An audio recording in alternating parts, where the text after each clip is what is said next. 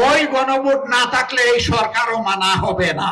আপনারা হাজার চেষ্টা করলে ওই ফেসিবাদী আওয়ামী লীগ হতে পারবেন না। আপনারা দামি ফেসিবাদ হতে পারবেন।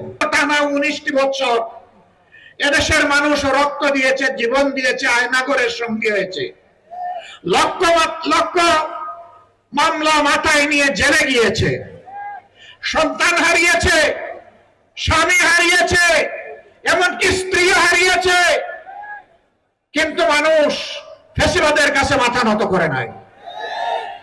সেই ফেসিবাদকে বাংলাদেশ থেকে তুড়ি মেরে তাড়িয়ে দিয়েছে। আপনারা হাজার চেষ্টা করলে ওই ফেসিবাদী আওয়ামী লীগ হতে পারবেন না। আপনারা দামি ফেসিবাদ হতে পারবেন। আসল ফেসিবাদকে এই জনগণ পাত্তা দেয় নাই। দামি ফেসিবাদ আবার কিসের? ফেসিবাদ যে পথে হেঁটেছে আপনারা সেই পথে হাঁটছেন।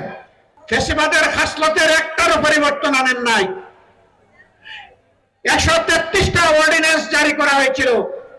যেই অর্ডিন্যান্স গুলো ফেসিবাদের জন্ম দিয়েছিল তার সবগুলো বিএনপি রেখে দিয়েছে।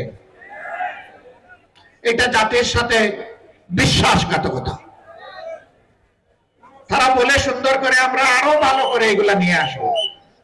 তো এ পর্যন্ত 6 মাস চলে যাচ্ছে, কই ভালো করে তো একটা আনতে পারলেন না। আমরা বুঝতে পারছি জনগণকে ধোঁকা দেওয়ার জন্য আরেকটা অপকৌশলের আশ্রয় তারা নিতে পারেন। তাদের মন মতো একতরফা ওই অবৈধ কমিটিতে আলাপ আলোচনা করে, সংবিধান সংশোধন কমিটি বলে কোনো কমিটি নাই, এটা অবৈধ যদি গঠন করা হয় থাকে, ওখানে আলাপ আলোচনা করে তাদের মন মতো কিছু জিনিস স্বৈর শাসনকে পাকাপোক্ত করার জন্য তারা হয়তো নিয়ে আসবে। 2/3 জুড়ে হয়তো পাশও করবে। তারপরে বলবে আগে তো সংবিধানে গণভোট ছিল না, এখন 15 সংশোধনী বাতিলের মাধ্যমে এটা ফিরে এসেছে, আমরা এখন এই বিষয়গুলোই এখন গণভোটে দেব। এরকম কোন বাউতাবাজি যদি করা হয়, অগ্রিম বলে রাখছি এই জাতি আপনাদেরকে ছেড়ে কথা বলবে না। সাবধান, ঢোকার পথে পা বাড়াবেন না।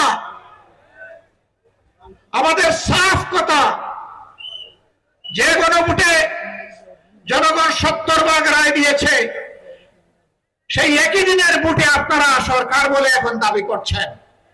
ওই গণভোট না থাকলে এই সরকারও মানা হবে না।